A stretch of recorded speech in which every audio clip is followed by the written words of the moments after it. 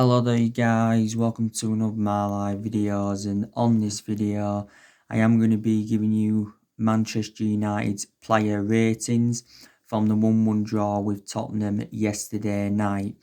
So let's get straight into it. So let's start with David De Gea. I'm going to give David De Gea a 4 out of 10. Of course, David De Gea was accountable for Steven Bergwijn's goal because in reality, David De Gea should have saved that.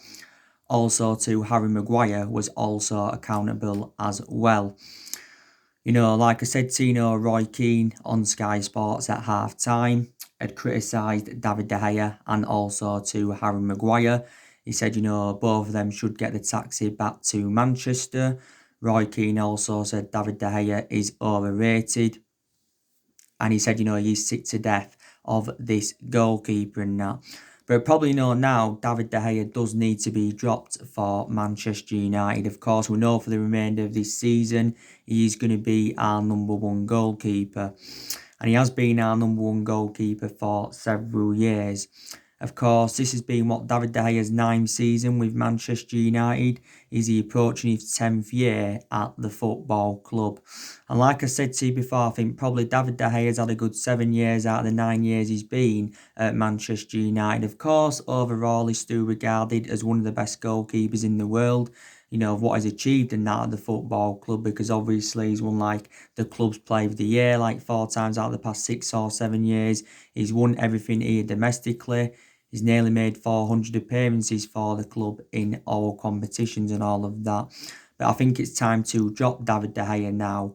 Some people actually say, put Sergio Romero in goal for the remainder of the season, because Dean Henderson, of course, is staying on loan at Sheffield United for the rest of this season and that. But we have had David De Gea, since the Alex Ferguson era. We got him for just £17 million from Atletico Madrid and that.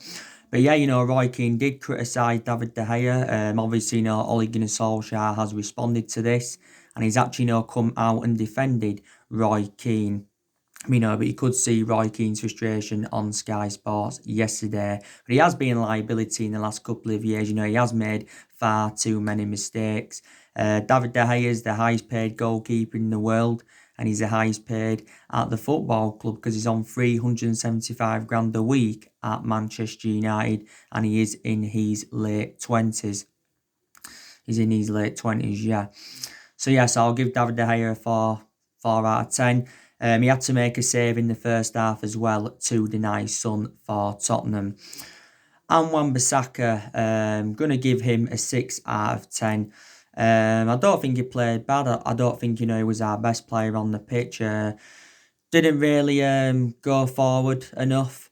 Was a little loose in possession as well. I don't think his decision making was too good, and Wan-Bissaka's. But I thought defensively he was okay at times. So give him a 6 out of 10. Lindelof, I'm probably going to give him a 5 out of 10. Thought he struggled at times in that back line. He was caught out far too many times, when Tottenham were counter-attacking, and he didn't come up well against Steven Bergwijn, did Victor Lindelof. So, analysing it, had a pretty poor game. Harry Maguire, going to give him a 4 out of 10. I thought he was very, very poor in the back line, especially in the second half. He was very, very poor, was Harry Maguire. Like I said, accountable for Steven Bergwijn's goal. So I've got to just give Harry Maguire a 4 out of 10. And I said to Harry Maguire has had a good season for Manchester United, but he wasn't so good yesterday.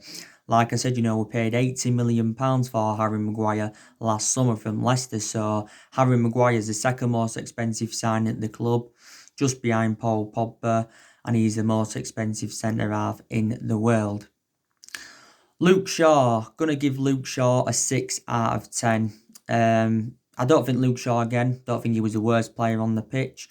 He did okay going forward, did Luke Shaw. Same sort of thing with what I've just said regarding Wan-Bissaka, decision making, not so good. Luke Shaw wasn't too bad going forward, but, he couldn't really carve any openings. So, let's give Luke Shaw 6 out of 10. You can say he was accountable for Steven Bergwijn's goal as well, because, he was the one that headed it on, was Luke Shaw. Scott McTominay, Probably going to give him a 7 out of 10. I thought McTominay, passed the ball well. He regained possession as well quite a few times for Manchester United. So don't think McTominay had a bad game. Fred, let's give Fred a 7 out of 10. Don't think he had a bad game either, Fred. Give him a 7 out of 10, Fred. Don't think he had a bad game. I thought Fred kept the possession well. Showed some attacking impetus as well. So I don't think, Fred was too bad. Bruno Fernandes. Going to give Bruno Fernandes a 9 out of 10. Some United fans would say 8 out of 10, but I thought Bruno Fernandes was one of the best players on the pitch for us. Bruno Fernandes, created some good chances in the game. I think he had around 3 of his own chances. Of course, got the penalty, scored the goal from the penalty spot as well. It was actually, Pogba that had got the penalty for Manchester United. But you can see, the difference that Bruno Fernandes is making in this team. That's what 4 goals now and 4 assists for Manchester United since he came in. We did get Bruno Fernandes in January from Sporting Lisbon for around £65 million. Well, it was a deal worth around £65 million. Of course, Bruno Fernandes signed like a 5.5-year deal. But I did say, didn't I, the signing of Bruno Fernandes has definitely saved Ole Gunnar Solskjaer's job at Manchester United and that. But yeah, he did convert the penalty towards the end, did Bruno Fernandes. Don't forget, there was another penalty decision that was overturned by VAR. Of course, Bruno Fernandes had been brought down, but, I will agree that was the correct decision. Daniel James. Thought he had a bit of a quiet game, to be quite honest with you. Probably give Daniel James like a 5 out of 10, something like that. Wasn't really in the game, to be quite honest with you, Daniel James. Marcus Rashford. Let's give Marcus Rashford a 7 out of 10. I thought Marcus Rashford in the game made some good runs. I think he had 2 fantastic chances in the first half for us as well. Should have scored that chance, when Hugo Lloris had saving it with his feet. So I thought Rashford, had a pretty decent game. Anthony Martial, like I said, he was quiet for the vast majority of that game, to be quite honest with you. I thought in the second half he improved. He had that fantastic chance in the second half, by the way, did Anthony Martial. Like I said to you on my reaction yesterday,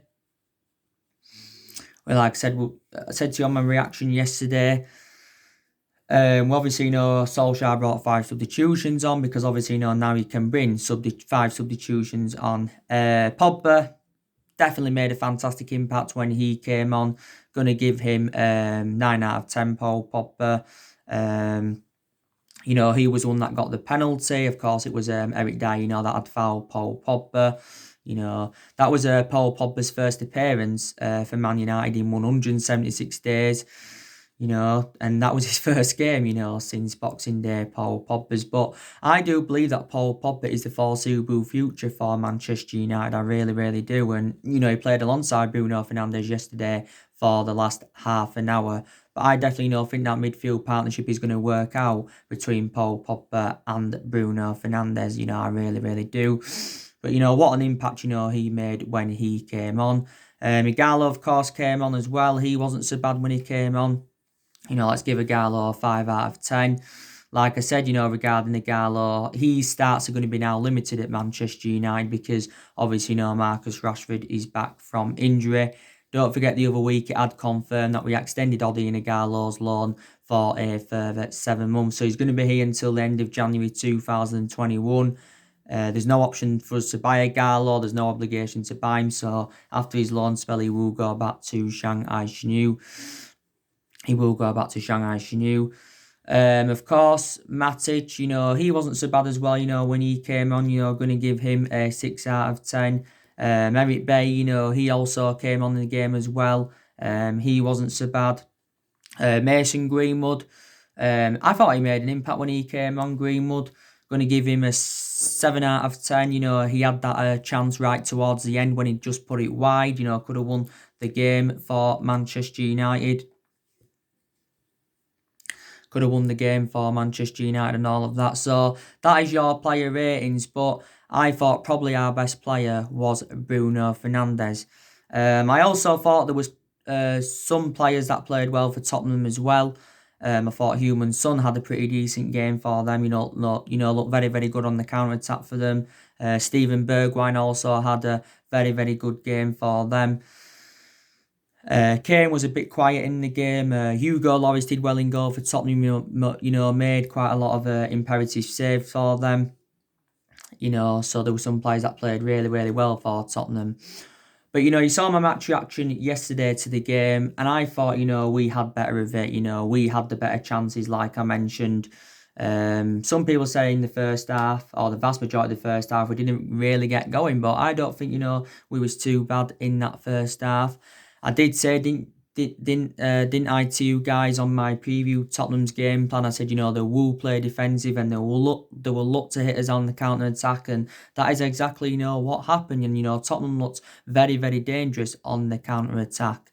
But Tottenham, prior to the goal and prior to that Son chance, created absolutely nothing in the game. Like I said, we dominated the possession. We had the chances to win the game and all of that. But I don't think, a point is actually a bad result. Obviously, it would have been better if Manchester United had won. But the positive is that, we are unbeaten now in our last 12 games in all competitions. We are just sat 2 points now behind Chelsea. Chelsea do play Aston Villa very, very soon. Can't remember when that game is, but I presume, that Chelsea are going to win that game. So Chelsea are going to go back, 5 points clear. I'm going to go 5 points clear of us, yeah. But top four is still on for Manchester United. I don't think Tottenham are going to get the top four, and I don't think Tottenham are going to finish above us. Tottenham have been in a bad vein of form. Tottenham are winless in their last 7 games now. So it's not a great result for Tottenham, is that yesterday, they would have preferred to win the game. I think Tottenham did have to win that game, to keep their top four ambitions alive, because Tottenham have nothing else to play for but the top four, because they're not in the Champions League. They're also, not in the FA Cup. So top four is all they've got to play for now. Like I said yesterday on my reaction, it was our first visit to Tottenham Hotspur's new stadium. Tottenham had paid around £1 billion for their new stadium. And I think Tottenham are paying it in instalments. And the Tottenham Hotspur Stadium was our 58th visit, to a new away ground in the Premier League and all of that.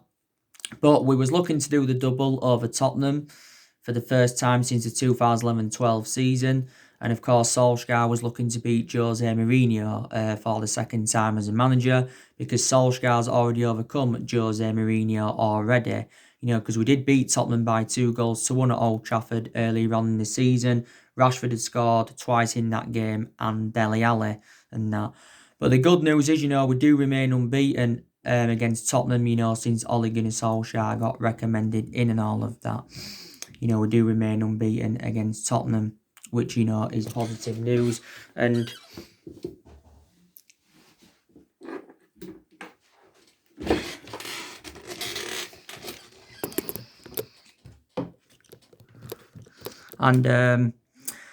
like I said to you, there was injuries. We had a fully fit squad prior to Alex Tuanzebe and Phil Jones, because they was out with injury. Tottenham themselves, though, they had a few players out as well. Of course, Dele Alli wasn't playing because he got given a 1-game suspension from the FA for them coronavirus offensive social media posts. Also, too, Tanganga was out injured for Tottenham as well. So, there was quite a few injuries. But I think overall, the draw was a fair result. Our next game is Sheffield United at Old Trafford. That's a game, of course, Manchester United do need to win, because we need to get that top four, because we do want qualification for the Champions League for next season. It all depends on Manchester City's 2-year European ban, doesn't it, really? Because if they do get it upheld, then 5th place is a Champions League spot. So let's just put that into the equation. We've also got a great chance of winning two trophies under Solskjaer. Obviously, the FA Cup and the Europa League. We're into the last 8 of the FA Cup. We've got Norwich. In reality, we should be progressing to the semi-finals. Norwich lost yesterday to Southampton 3-0. And within the last day of the Europa League, more or less, because we are 5-0 up against Lask from the first leg. So if we could get top four and win both of them trophies as well, it would be a fantastic achievement for Ole Gunnar Solskjaer and Manchester United.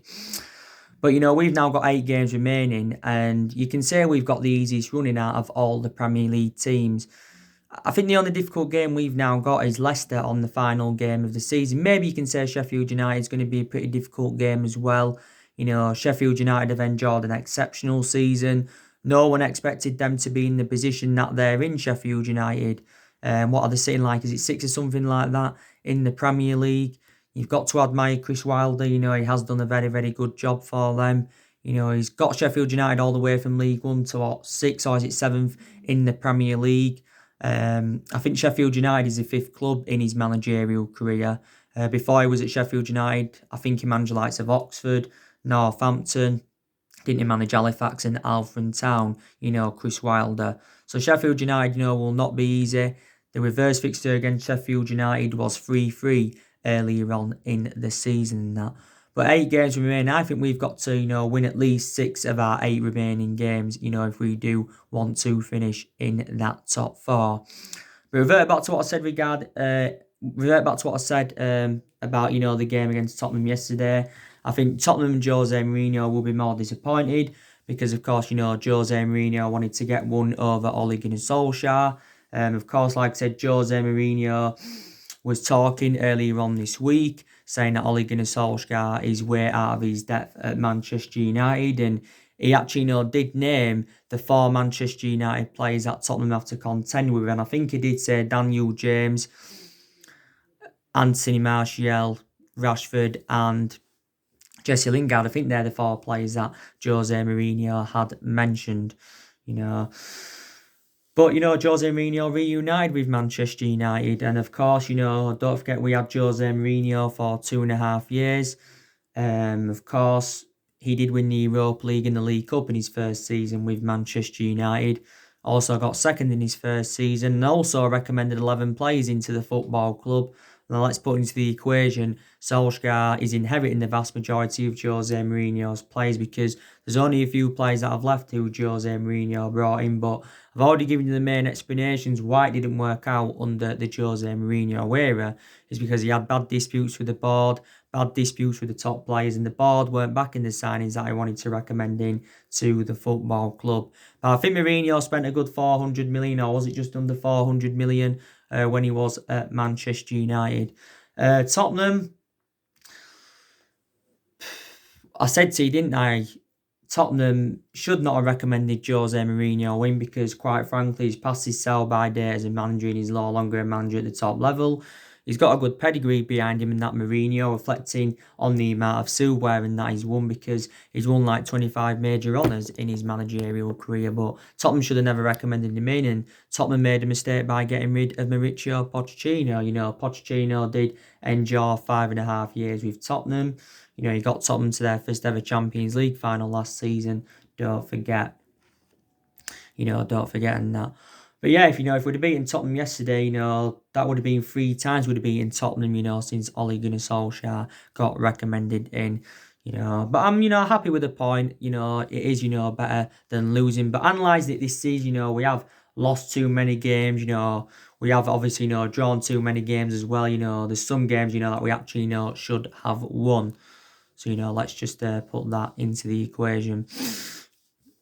But like I said, before the football season got suspended, Solskjaer, was saying that a lot needed to be changed at Manchester United when he replaced Jose Mourinho back in December 2018 and that. We was actually supposed to be playing Tottenham on the 15th of March, but due to lockdown, of course, the game could not go ahead. And even if Manchester United were not to get top 4, and if we weren't to get qualification for the Champions League for next season, I still think Solskjaer, will be here, because I think, we are going to give Ole Gunnar Solskjaer at least another season at the football club. I think he deserves at least another season at the football club because it is a transition period. And like Ole Gunnar Solskjaer revealed at the beginning of the year, he's hopeful that we can get through this transition period. But Solskjaer knows next season he's going to have bigger expectations to exceed, than the ones he had to exceed at the start of this season. That I think next season our expectations will be to challenge for the title. I think, we can have a competitive summer transfer market. I really, really do. Because, like I said, the vast majority of our top six rivals may not even be in the summer transfer market. I've got to make an admission regarding Chelsea, by the way. They've done very, very good business so far. Of course, they got Hakim Ziyech in February for Ajax for around £37 million. Of course, they recently got Timo Werner from RP Leipzig. They paid, was it around just £48 million for him? So he's an exceptional signing for Chelsea's Werner. They're looking to now get Kai Havertz. Ben Chilwell is their number one priority target. So Chelsea have done very, very good business, and the summer transfer window isn't even open yet. Solskjaer has basically said, he's looking to make around three or four major signings at the end of the season because he believes we need this to become title contenders next season. He believes we need around 3 or 4 signings, and Solskjaer has already identified the areas in the squad where he does want to strengthen up. He wants to get a right winger in, he wants to get a midfielder in, wants to still get a centre-half in, even though we have got a lot of centre-halves in the team, and he also, wants to recommend a striker in, even though Rashford's back, and obviously, Agallo extended his loan the other week and that. But the summer transfer window will be Solskjaer's fourth transfer window as Manchester United manager. But Solskjaer knows he's got the backing of Ed Woodward and he's also got the backing of the Glazers. I heard the other week that our transfer budget was revealed, and I heard that we're going to get around £269 or £270 million to spend in the summer transfer window. Well, if that is the case, that should be enough money for us, to get the number of players and the right caliber players in to the football club. Don't forget as well, we are going to offload players in the summer transfer window.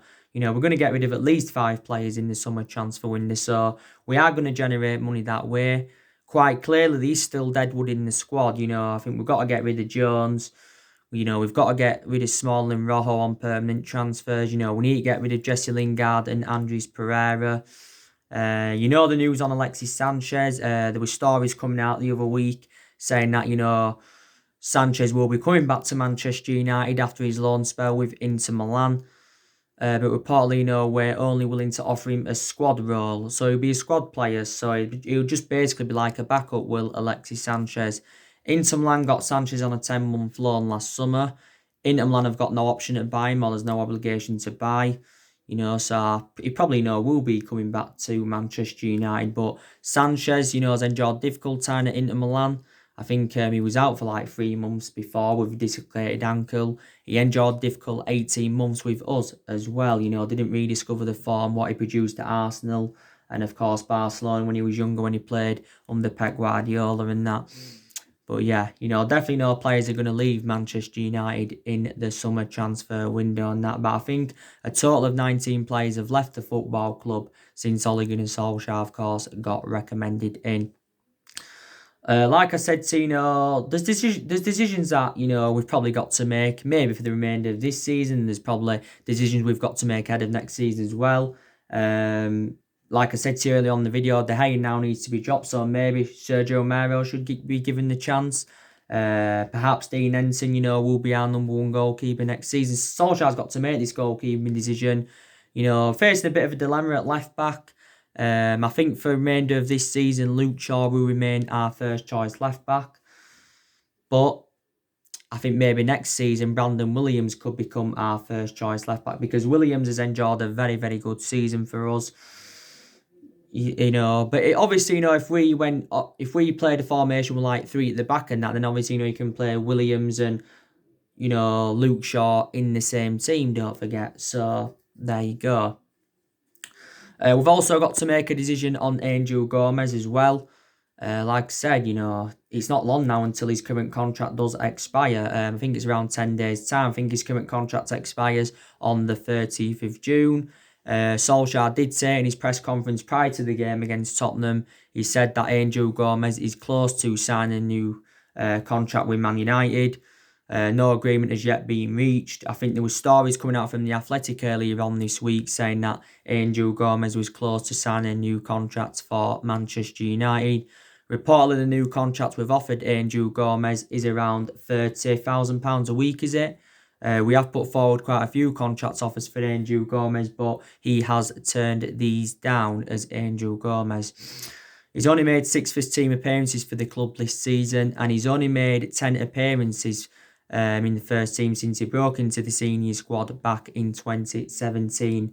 But we think Angel Gomez is the foreseeable future for Manchester United. But it has been stalling on a new contract, and we have got to make a decision on him as well.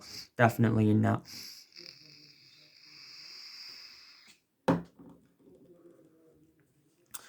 But like I said to you, I have taken credit, some credit, from Ole Gunnar Solskjaer's tenure so far. Like I said, he has promoted the youth very, very well, because like I mentioned, the young players have been given their opportunities this season. The likes of Greenwood's been flourishing. Most of Greenwood's appearances anyway have come off the substitutes bench, but maybe next season he should get more starts, when he grows and develops more. Williams has done well. There's young players on the other hand though that have had some chances, but they've found game time hard as well. Angel Gomez found game time hard, Tahith Chon's found game time hard, and James Garner's also found game time hard as well. So too is Diego Dalot, but Diego Dalot's had quite a few injuries this season. He is our backup right back to Wan-Bissaka is Diego Dalot and that. So some young players have found game time very, very difficult. Like I said, we've done very, very well against the big six sides this season. We've taken 18 points, now against the big six sides, including the 1-1 draw with Tottenham yesterday. With Solskjaer's beaten Chelsea 4 times since he came in as Manchester United manager, overcome Frank Lampard 3 times. He's beaten Tottenham twice as a manager and drew with them. Drew with Liverpool earlier on in the season. He's also overcome Manchester City 3 times this season as well. He became the first manager in history to beat Pep Guardiola 3 times in one season. So that's also very, very good as well. So we've done very, very well against the big six sides. And, it's good that we're unbeaten in our last 12 games in our competitions. I think now haven't we won, I think we've won 8 of them and drawn 4. I think we've scored a good 30 goals in this unbeaten run. I think we've scored, is it a good 30 goals, something like that. Also kept clean sheets as well. And it's our best vein of form since Ole Gunnar Solskjaer was the interim manager. But, United fans have got different perceptions on Paul Pogba, like I've mentioned. Some United fans think he's a foreseeable future for Man United and he can get us back to where we want to be. And some United fans think, he doesn't suit the shoppings of the club. Some United fans have got element of concerns about him, maybe reflect on some of the decisions he makes. Obviously, he's inexperienced as a manager, don't forget. Manchester United is the 3rd club in his managerial career because obviously before he came to us, he was at Molde, won a couple of Norwegian titles at Molde. And before he was at Molde, he was at Cardiff. Enjoyed a very, very short tenure with Cardiff. Only managed 29 games for Cardiff, but the main explanation why he got sacked from Cardiff is because he ended up, getting Cardiff relegated, did Solskjaer. Some people said as well, Solskjaer, some of his tactical decisions aren't right and some of his tactical decisions are right. I think he tactically got some stuff right yesterday in the game against Tottenham, but he also, did get a few things wrong as well. Paul Pogba was benched, he should have never been benched, to be quite honest with you. I actually thought Paul Pogba should have started the game yesterday against Tottenham. I think Solskjaer explained why he didn't start Paul Pogba from the start yesterday in the game. He did explain that. But yeah, but Solskjaer's now been at the football club for 18 months or just over 18 months. So he has been here over a year and a half now. I think he's been permanent Manchester United manager for a good 16 months. But like I've said, there's been improvements under him. Like I said, players have improved under him, especially the top players. We've definitely improved in the transfer market under Solskjaer as well. So far, Solskjaer's recommended 5 good players into the football club and spent just over £200 million at Manchester United. So I've definitely seen improvements under him, but we don't want to sack him yet. Give him more time. He's our fourth permanent manager since the Alex Ferguson era.